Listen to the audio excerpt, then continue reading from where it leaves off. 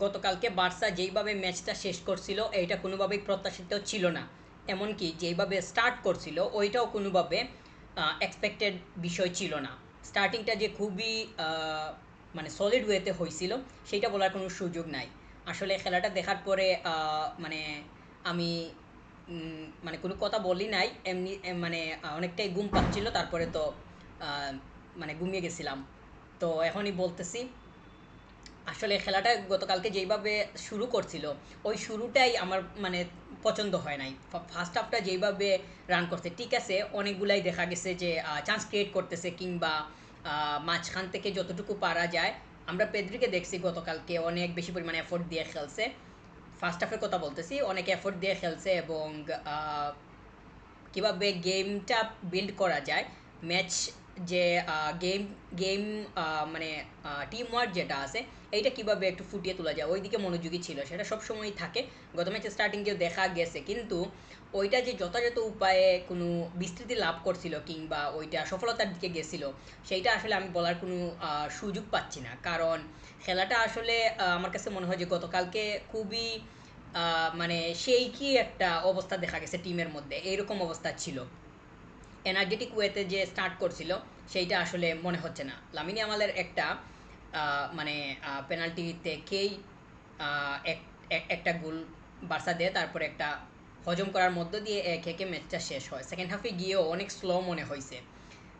ঠিক আছে, একদম শেষের দিকে আমরা দেখছি যে অনেক ট্রাই করছে কিভাবে গোল করা যায় কিংবা স্কোরটা বাড়ানো যায়, ওইদিকে মনোযোগী ছিল।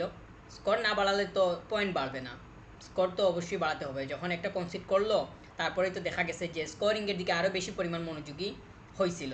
কিন্তু একদম শুরু থেকে অর্থাৎ ফার্স্ট হাফের কথাই যদি বলি, তখন তো অনেকগুলা চান্স আসছে, সেইগুলা সেইগুলার তো বিল্ডিং আমরা ফ্রন্ট লাইনে দেখি নাই। আমি আমার কাছে মনে হয় যে গতকালকে ফ্রন্ট লাইনটা কোনোভাবেই ওয়ার্কআউট হয় নাই, ওইটা যথাযথভাবে হয় নাই, কিন্তু এইটা কোনোভাবেই প্রত্যাশিত ছিল না। সামনের ম্যাচগুলোতে যদি এরকম হইতে থাকে বা এরকম দেখা যায়, যদিও একটা ম্যাচে হয়েছে, তিনটা ম্যাচ গেছে লা লিগার, প্রথম দুইটাতে আমরা দেখছি যে মোটামুটি সলিড ছিল। সেকেন্ড ম্যাচটাতে ভালোই করছে, সেকেন্ড হাফে গিয়ে ব্যাক করার মধ্য দিয়ে তো 3টা পয়েন্ট নিয়ে মাঠ ছাড়ে। ফার্স্ট ম্যাচে 3টা পয়েন্ট ছিল, তো 3-3-6টা, আর 3 নম্বর ম্যাচে এসে একটা পয়েন্ট পাইছে। তো 7 পয়েন্ট হয়েছে। তো এটা আসলে 3টা পয়েন্টই প্রত্যাশিত ছিল। আমি তো অনেক বেশি পরিমাণ মানে উৎসাহের সহিত ছিলাম যে অনেক ভালো গেমের মধ্য দিয়ে পাওয়া যাবে, কিন্তু সেটা হয় নাই। এভাবে ম্যাচ ছিল, এটা আসলে রায়াবা এখানে তারা অনেক বেশি পরিমাণে অ্যাডভান্টেজ পাইছে কিংবা তাদের যে ক্রেজটা ছিল, তাদের ফ্যান্সরা তাদেরকে যে পরিমাণ উৎসাহ দিছে, সাপোর্ট দিছে, ওইগুলাকে তারা খুব ভালোভাবেই কাজে লাগাইছে বলে আমার কাছে মনে হচ্ছিল, এখনও মনে হচ্ছে। তো তারা তাদের যে নার্ভটা সেটা কোনোভাবেই হারায় নাই, ওটা তারা লুজ করে নাই। বার্সা কোনোভাবেই তাদেরকে একদম ওভারঅল কোনোভাবেই কন্ট্রোলিংয়ের উপরে রাখতে পারে নাই কিংবা কোনোভাবে ডমিনেটিংয়ের উপরে রাখতে পারে না, এটা বলার আসলে কোনো সুযোগ নাই। বার্সা যে গতকালকে ডমিনেট করছে সেটা না, উল্টো আমি বলবো যে ডমিনেটিংয়ের শিকার হয়েছে। তো বার্সার যে লাইন আপ কিংবা স্কোয়াড ডেপথ আছে এইটাকে যথাযথভাবে ব্যবহার করতে হবে। এইটা নিয়ে যথেষ্ট পরিমাণ সুচিন্তার প্রমাণ দিতে হবে কোচিং স্টাফদের, এবং প্ল্যানিংগুলো এত সূক্ষ্ম হওয়া দরকার হবে যে যাতে করে স্টার্টিংয়েই মানে সিজনের স্টার্টিংয়ে যথেষ্ট পরিমাণ পয়েন্টগুলো বের হয়ে আসে। আগামী ম্যাচে অবশ্যই আহ, মানে বার্সাকে অনেক বেশি পরিমাণ পয়েন্টগুলা কিভাবে কাবু করা যায় ওইদিকে মনোযোগী হইতে হবে, এটা একদম মানে শিওর, এটা আর কোনো দ্বিধাদ্বন্দ্ব নাই, এটা হতেই হবে। কারণ একদম শুরুতেই যদি পয়েন্টগুলো, আমি সবসময় একটা কথাই বলি, শুরুতেই যদি পয়েন্টগুলো নিয়ে নেওয়া যায় তাহলে যখন দেখা যাবে যে একটু ডাউন অবস্থা, পয়েন্ট লুজ করতেছে কিংবা ড্র করে এক পয়েন্ট পাইতেছে, তখন একদম শুরুতেই যদি 3-3 করে নিয়ে নেয় ওইগুলা ওই সময়টাকে তখন কভার করে দিবে। তো এইটাকে মাথায় রাখা দরকার। গতকালকের ম্যাচটা থেকে 3 পয়েন্ট নেওয়াটা মানে অত্যাবশ্যকীয় ছিল, কিন্তু সেটা দেখা পাওয়া যায় নাই, এটা একটা দুঃখজনক বিষয় বলে মনে করতেছি। বার্সা যেইভাবে খেলবে বলে প্রত্যাশা ছিল সেইটার কাছেও যাইতে পারে নাই। আর আমরা দেখছি যে গোলকিপারকে নিয়ে আলাদাভাবে বলতে হয়, এইটা মানে বলতেই হবে। গতকালকে সে যেই পরিমাণ এফোর্ট দিচ্ছে কিংবা তার কাছ থেকে যেই ধরনের সেভগুলো দেখা গেছে, এটা খুবই মানে ভালো ছিল। বার্সার মানে গোলকিপার গতকালকে ভালো খেলছিল বলেই বা অনেকগুলা অসম্ভব তো না, অনেক কঠিন অসম্ভব কোনটা অসম্ভব, তো অসম্ভব বলতে তো কিছু না। অনেক কঠিন শ্যুটও আমরা দেখছি যে সে টেকিয়ে দিছে। তো ওই ডিফিকাল্ট শ্যুটগুলোও যে সে খুবই সাবলীলভাবে মানে ফেস করতে পারছে, এইটা আসলে আমার কাছে মনে হয় যে স্ট্রেংথের আরেকটা জায়গা।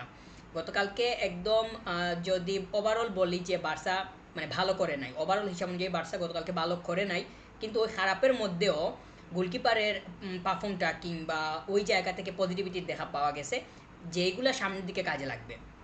এই মানে গার্সিয়া যে কিপারটা, এই কিপারটা গত সিজনে একটানা এই টিমের সাথে খেলে নাই, অর্থাৎ এই টিমের সাথে তার যে বন্ডিংয়ের গ্যাপ এটা কিন্তু আছে। তবে তার এটা বিল্ডিংয়ের দরকার হবে, এটা যদি সে ক্রিয়েট করে নিতে পারে, তার কানেকশনটা যদি সে সলিড ওয়েতে ফিট করতে পারে, তখন গিয়ে দেখা যাবে যে তার আরও বেশি পরিমাণ উন্নতি হইতেছে, বিশেষ করে তার মেন্টালিটির।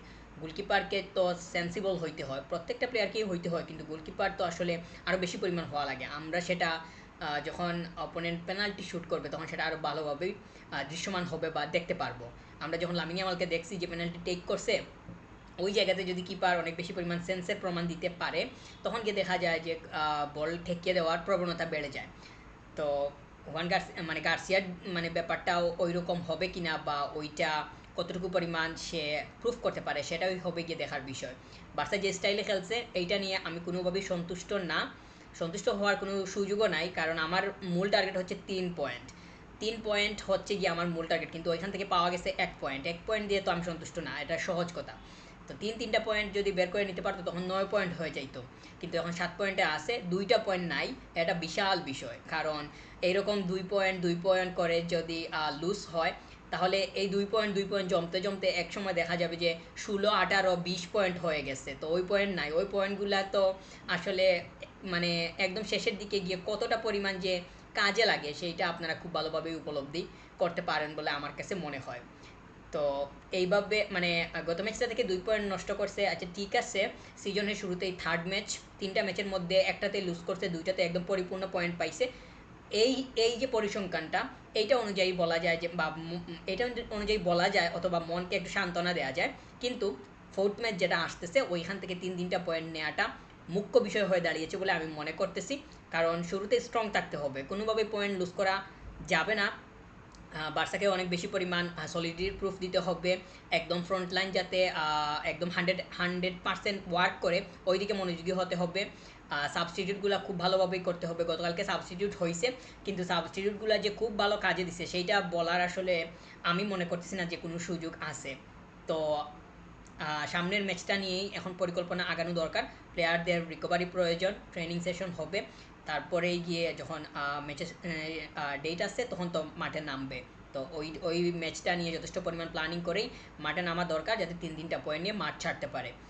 তো আবারও যদি পজিটিভিটি দিয়ে শেষ করি, পজিটিভিটি এটাই হবে, গতকালকে আমরা পেদ্রিকে দেখছি যথেষ্ট পরিমাণে এফোর্ট দিয়ে খেলছে, অপোনেন্টের প্লেয়ারগুলোর সাথে অনেকটাই ফাইটিং যে ইয়াটা আছে তার ক্রিয়েটিভিটির দেখাও পাওয়া গেছে, এটা একটা ভালো দিক। আবার গোলকিপারকে নিয়েও বলতে হয়, তাকে নিয়ে বলছি, আবারও যদি বলি সে যথেষ্ট পরিমাণ তার যোগ্যতার প্রমাণ দিছে, যদিও এটা ধরে রাখতে হবে, এক ম্যাচে তো সব কিছু শেষ না। একটা সিজন যদি একজন একটা রিদম ধরে রাখতে পারে তখনই তার মাহাত্ম্য ফুটে ওঠে। তো গোলকিপার যদি তার জায়গা সে ধরে রাখতে চায়, এটা একটা পয়েন্ট। সেকেন্ডলি যদি সে টিমকে কিছু দিতে চায়, এটা হবে গিয়ে সেকেন্ড পয়েন্ট। তো এই দুইটা জিনিসই তো মুখ্য বিষয়, যদিও আগে টিম এরপরে গিয়ে পার্সোনাল প্লেয়ার। তো আমি টিমের কথাই আগে বলবো, আগে টিম তারপর পার্সোনাল প্লেয়ার, তো দুইটাই তার মাথায় থাকবে।